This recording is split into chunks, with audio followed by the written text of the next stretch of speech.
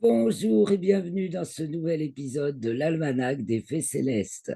Je vous présente le bulletin astronomique pour la période du 25 septembre au 3 octobre 2022.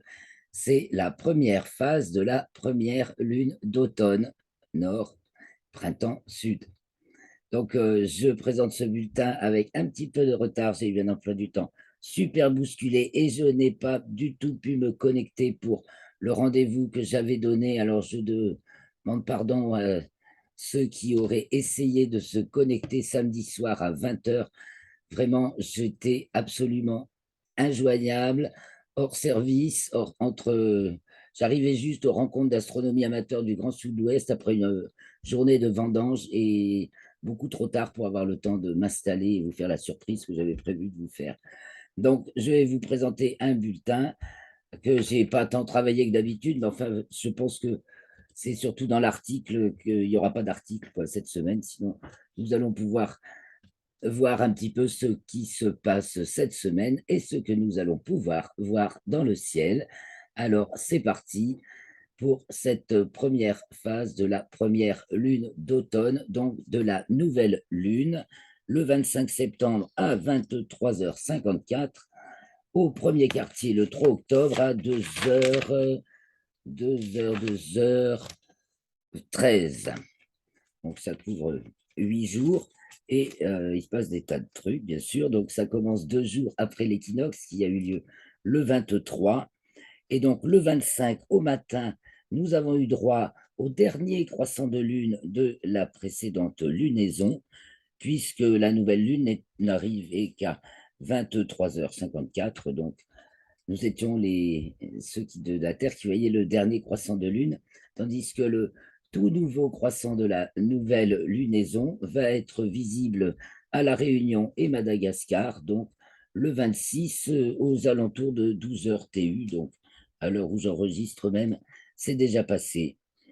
Mais c'est bon à savoir, car il y a toujours un endroit de la Terre qui voit le dernier croissant et un autre qui voit le premier croissant. Le 25 pour la nouvelle lune, la lune était conjointe à Vénus, puis à Mercure. Et Vénus qui atteint sa latitude maximale en géocentrique, donc le 25, et en héliocentrique le 26. Voilà, donc pour la nouvelle lune, la lune est devant la constellation de la Vierge dans le signe de la Balance, troisième degré du signe de la Balance, donc, puisque c'est 3 jours après l'équinoxe. Et nous arrivons au 26, c'est le jour de l'opposition de Jupiter, et il se passe beaucoup de choses avec Jupiter le 26. Donc à 4h17, Jupiter est au périgée, puisque c'est une configuration euh, Soleil, Terre, Jupiter. Donc Terre et Jupiter sont au plus proches, et ça devient à 4h17 le 26. Jupiter est à moins de 4 unités astronomiques, c'est-à-dire 4 fois la distance Terre-Soleil, à 3,9 exactement, soit 591 millions de kilomètres. Ensuite, on va se redistancier un peu de Jupiter. De surcroît, ce même jour, à 12h56, Jupiter passe en déclinaison sud. Elle est donc dans le plan de l'équateur. Je ne sais pas si vous sentez l'équilibre là. Et elle est à l'opposition du Soleil. Elle est donc dans le 4e degré du signe de la Balance. Donc, avec Vénus, conjointe tout proche de Vénus. Et ce même jour, elle est opposée à Vénus. Elle est 4e degré du signe du Bélier et Vénus n'est pas encore en Balance, ça va y rentrer plus tard. En revanche, Mercure et Vénus sont conjointes le même jour, mais aucune des deux n'est visible dans le ciel maintenant. Et elles sont juste visibles dans le champ du coronographe Lascaux C3. Donc, dans tous mes articles, il y a un lien vers le direct du champ du coronographe Lascaux C3. Donc, le 26, on peut voir Vénus et Mercure, Mercure en dessous de Vénus. Elles sont dans le 4e degré du signe, non, dans le 27e degré du signe de la Vierge. Vénus avance, Mercure est rétrograde. Donc, elles se croisent en fait dans le champ du coronographe Lascaux C3. Et ça, vous pouvez le suivre en direct en prenant le lien dans l'article dans les articles en général, car cette semaine, désolé, il n'y en aura pas, mais vous pourrez le retrouver avec l'article précédent. Vous suivez le lien pour aller sur le champ du coronographe Lascaux C3 en direct. Et en plus, donc, Vénus est à sa latitude maximale ce même jour. Donc, l'opposition de Jupiter et la conjonction Mercure et Vénus le 26. Pendant ce temps, et en plus, c'est le jour de l'an du calendrier juif, donc de l'an 5783 de l'ère judaïque. Voilà, parce qu'on n'a pas tous les mêmes calendriers. Donc pendant ce temps, la Lune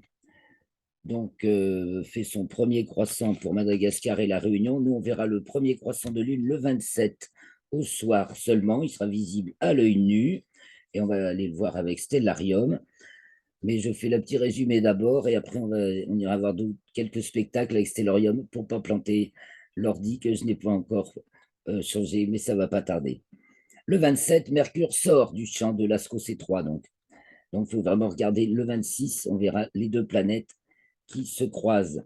Et Mercure passe en déclinaison nord, elle. Jupiter, le 26, est passé en déclinaison sud. Mercure passe en déclinaison nord le 27. Et Neptune, qui est rétrograde et vient de passer à l'opposition du Soleil, c'était le 18 septembre, et atteint sa latitude minimale en géocentrique. Donc, par rapport au plan de l'écliptique vu de la Terre, on la voit descendre jusqu'au 27, 16h43, mais c'est très, très infime le mouvement de Mercure. On est vraiment dans les mouvements infinitésimaux. Donc, elle atteint moins 1 degré 13 minutes en dessous du plan de l'écliptique vu du point de vue géocentrique, et ensuite, elle remonte jusqu'au 5 mai à moins 1,10. Voilà pour le 27. Donc, je résume, le 27, Mercure passe en déclinaison nord, Neptune atteint sa latitude minimale en géocentrique et nous pouvons voir le premier croissant de lune qui ensuite, de soir en soir, va être de plus en plus gros et se coucher de plus en plus tard. Mais il va culminer de plus en plus bas. Il va passer, enfin, il culmine dans l'après-midi puisqu'on le voit se coucher en début de nuit. Et bon, vous pouvez, à partir du quatrième jour, vous pourrez le voir dans l'après-midi, il sera suffisamment visible même dans le jour. Le 28, la Lune entre dans le signe du Scorpion à 1h14.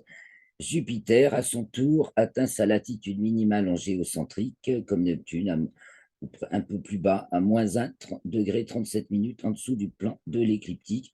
Ensuite, elle remontera jusqu'au 24 avril à moins 1,03. Bon, c'est les mouvements, ça fait des mouvements comme ça en latitude à cause des rétrogradations. En héliocentrique, ça descend, ça descend, ça descend. Et puis après, ça monte, ça monte, ça monte. En géocentrique, ça fait des vagues.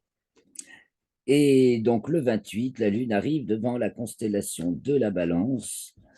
Donc, elle est toujours un peu plus bas et elle descend donc en latitude, elle passe à son nœud descendant le 29 à 1h42. Le nœud descendant est actuellement dans le 14e degré du signe du Scorpion, donc 14e taureau pour le nœud ascendant. Le 29, Mercure entre dans le signe du taureau en héliocentrique jusqu'au 4 octobre. Et Vénus entre dans le signe de la Balance en géocentrique à 9h49 et il reste jusqu'au 23 octobre. Ne manquez pas d'observer les satellites de Jupiter, en particulier le 30 vers 5h du matin. Jupiter commence à aller se coucher. Bon, mais il y aura j'aurai pas le temps de vous faire le résumé des spectacles des satellites de Jupiter cette semaine. Je suis désolé, mais si vous avez l'occasion, observez de toute façon.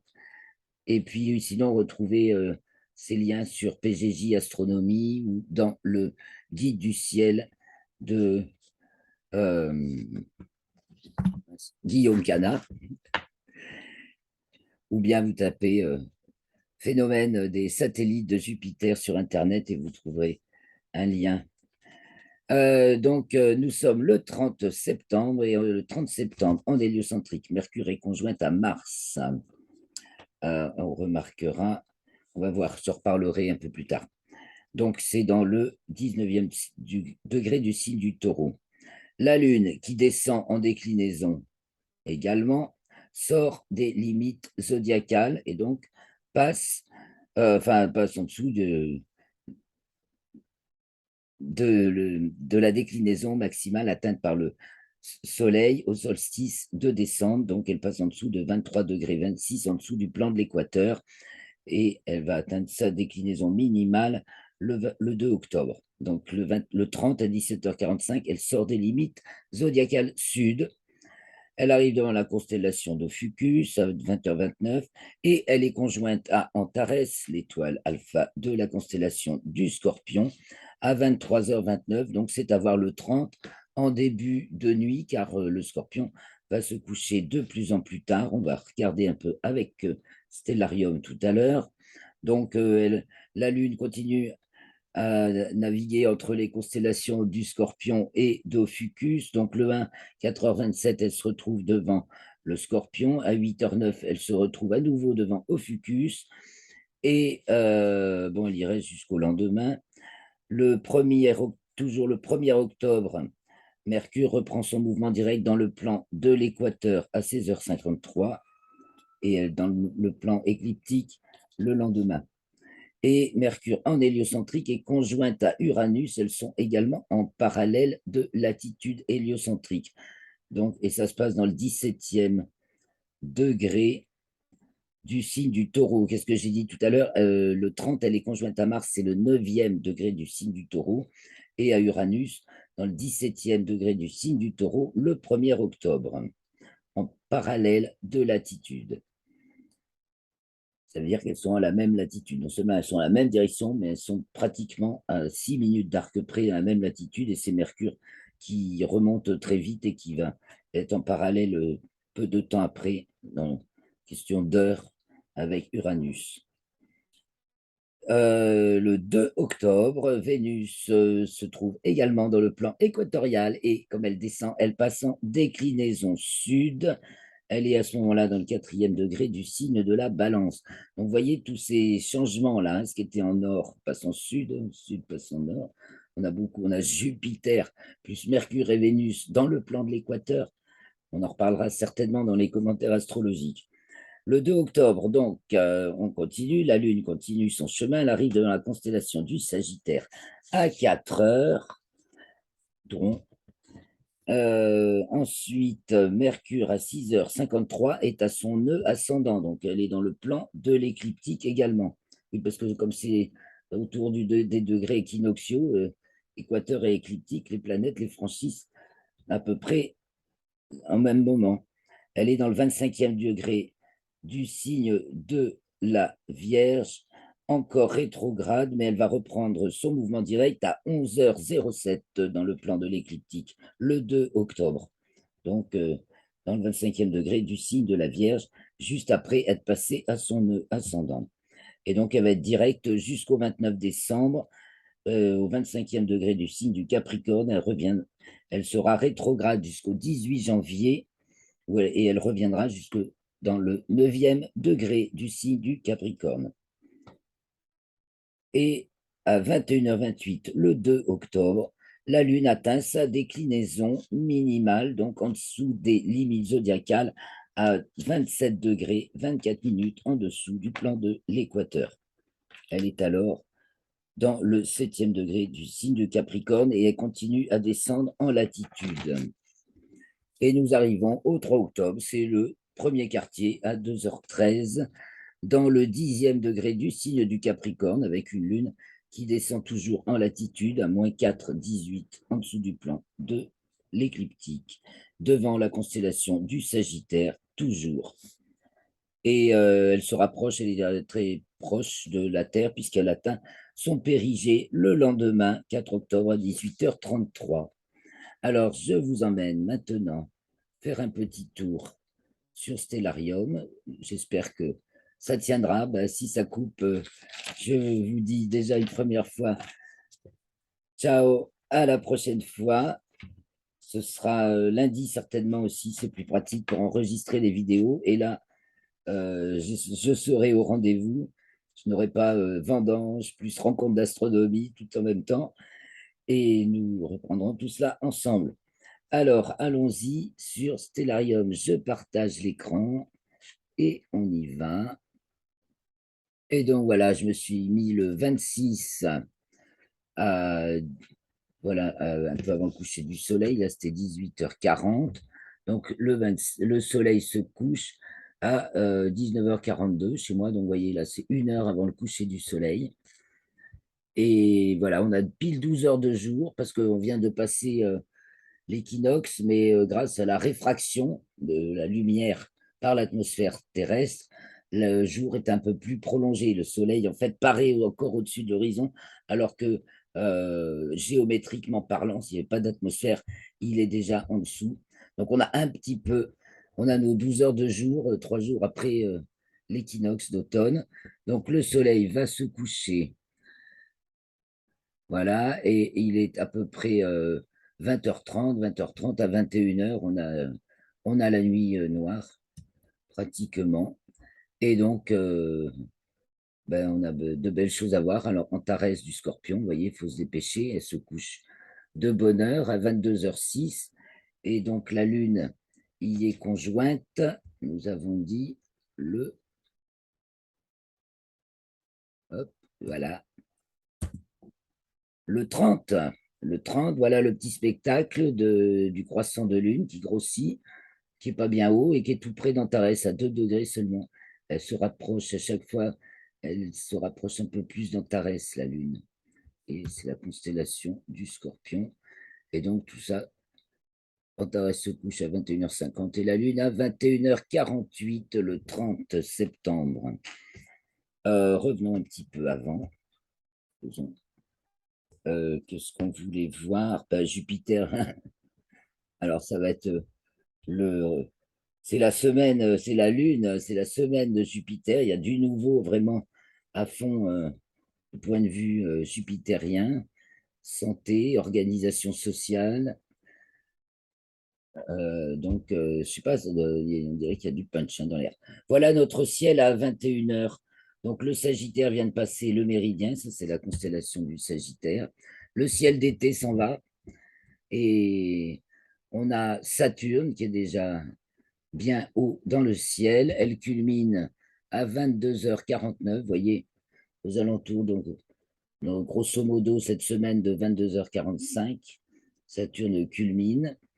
Bon, bah, il n'y a pas la Lune, alors c'est le moment d'observer les planètes. Donc, Saturne, ses anneaux, ses satellites, petit télescope voit très bien les anneaux. Vous voyez, on peut remarquer son recul par rapport aux étoiles d'Enab, Algédi et Nashira du Capricorne. Tous les jours, elle recule, elle recule. Les étoiles sont moins brillantes, mais surtout d'Enab, Algédi, on la remarque quand même. Et donc, on peut apprécier le recul de Saturne, son mouvement rétrograde. Il y a l'astéroïde Junon qui est brillante autant que Neptune, qu'on peut s'amuser aussi à chercher. Elle a une même magnitude que Neptune. Si on sait trouver Neptune, on peut trouver Junon, donc devant la constellation du Verseau. Jolie petite config, repérer ces étoiles. Nous sommes là dans un champ de 2 degrés 14. Et donc la magnitude, c'est 8 à peu près, 7, 9. Ça, c'est la constellation du Verseau. Donc voilà Neptune. Neptune est ici, devant la constellation du Verseau également, parce qu'elle est rétrograde. Voilà. Là, c'est les poissons. Là, c'est le Verseau. Et donc, bah, c'est l'excellent moment pour chercher Neptune. Donc, pour chercher Neptune, on repère si le ciel est bien transparent. Bien transparent. On repère d'abord le grand carré de Pégase. Ça, c'est facile. C'est ça le grand carré. Je dézoome un peu pour qu'on voit bien. À l'est s'élève le grand carré de Pégase, 21h. Bon, pour Neptune, vous attendrez plutôt 22h. Ce sera mieux, bon, ben, parce que quand même, elle sera plus haute. On peut en profiter. Le mieux, c'est à l'heure de sa culmination, bien entendu, à 1h, elle est quand même pas trop haute. Hein, elle passe à, elle doit faire 45 degrés de hauteur. Donc, elle est sous le carré de Pégase. Ensuite, on devine si le ciel est propre, la tête des poissons. Et là, en ce moment, elle est à mi-chemin en dessous de ces deux étoiles. Ce qui est repérable assez facilement, c'est ce petit quadrilatère, là, ce petit rectangle, puis les étoiles qui partent de cet angle du rectangle.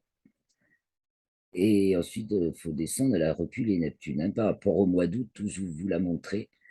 Et donc maintenant, par rapport, il faut faire un bout de chemin. Hein, il faut faire 2 fois la distance dans l'autre sens. L'étoile fait un petit chapeau. Bon, bref, Neptune est là, à côté d'étoiles de magnitude équivalente, un peu plus brillante cette étoile. Voilà, bon ben amusez-vous. Si le ciel est convenable, la Lune est favorable, puisqu'on ne la voit pas. Alors, les étoiles qu'on voit bien, ben, on voit forcément très fort Jupiter, donc c'est la saison maximale pour l'observation de Jupiter également, Neptune et Jupiter. Donc les satellites, ben voilà, au hasard, le 29 à 1 heure, ça donne ça. Et comme ça change tout le temps, je peux revenir quelques heures en retrait, 28 à 23 heures, 22 heures. Ça change tout le temps, les lunes de Jupiter, c'est donc n'hésitez pas à vous faire plaisir, regardez Jupiter et ses lunes. Et donc les étoiles dans ce ciel qu'on voit bien, sud-sud-est, donc un peu plus tard, vers minuit. Le 29 vers 0 heure, nous avons faux maillot du poisson austral qui passe à 15 degrés de hauteur, qui culmine. On voit également bien Divda de la baleine et à la même hauteur Menkar. Non, oui, c'est Menkar de la baleine. On a ces 3 étoiles qui garnissent le ciel au sud-est, du sud à l'est, quoi. C'est le poisson austral et la baleine. En dessus des poissons où il n'y a pas d'étoiles aussi brillantes. Mais en revanche, il y a Jupiter qui éblouit tout. Il y a les ariétides d'automne et les taurides du sud. Il y aura des étoiles filantes, donc. Ensuite, bah, il y a Uranus hein, qui se lève maintenant à 21h11. Donc, à partir de 23h, minuit, c'est mieux. On peut observer également Uranus. En fait, c'est le régal pour les planètes. Donc, vous voyez, il y a les Pléiades juste à côté, entre la baleine, les Pléiades et le taureau. Enfin, le taureau et les Pléiades, ça fait partie du taureau. Donc, c'est magnitude 5-7, visible à l'œil nu par un très bon ciel, mais prenez des jumelles. Je vois que certains m'ont répondu suite à l'occultation d'Uranus par la Lune. Moi, je n'avais pas pu l'observer. C'était il y a bien 2 semaines, parce que le ciel était couvert. Voilà, donc nous avons Uranus, les Pléiades qui se lèvent à 21h17, Aldébaran qui se lève à 22h46 et Mars qui est maintenant à gauche d'Aldébaran et qui se lève à 22h55. Et puis nous avons la très brillante Capella du Cocher. Donc on a une zone très intéressante évidemment, les Pléiades, Aldébaran, Mars, Capella qui brille fort, et puis donc on peut chercher Uranus, et puis évidemment tous les objets du ciel profond, c'est le top pour voir la galaxie d'Andromède. Facile, c'est la meilleure saison, bien entendu, voilà, elle se lève, elle culmine à 2 heures du matin, on peut très bien l'observer en début de nuit, puis elle passe très très haut. Nous avons Cassiopée, voilà le ciel à 0 heure, le 29 septembre. Donc à 0 heure, c'est pas minuit, hein, minuit c'est à. Oh, pardon. Minuit c'est à 2 heures, à 1h47, à peu près, le vrai minuit. Donc on peut se mettre au vrai minuit pour quand on se tourne au nord, c'est mieux. Et donc,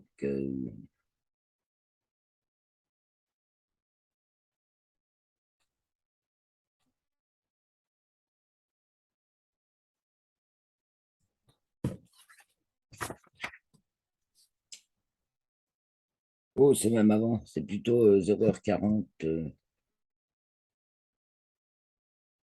40 ou 42. À 0h42, voilà, au minuit vrai.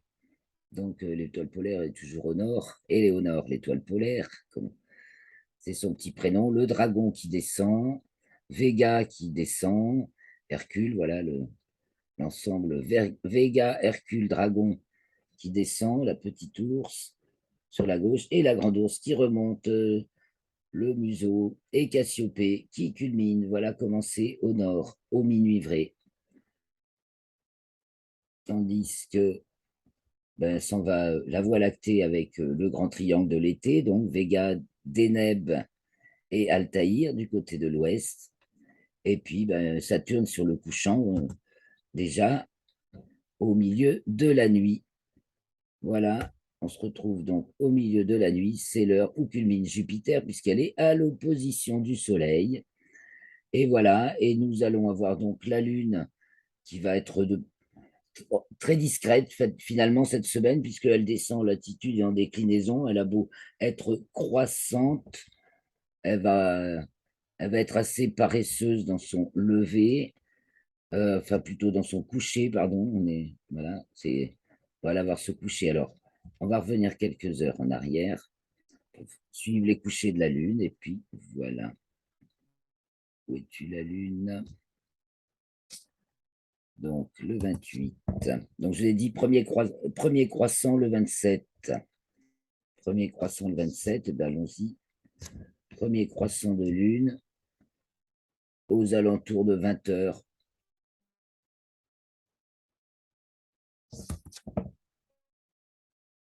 Voilà, un croissant non, de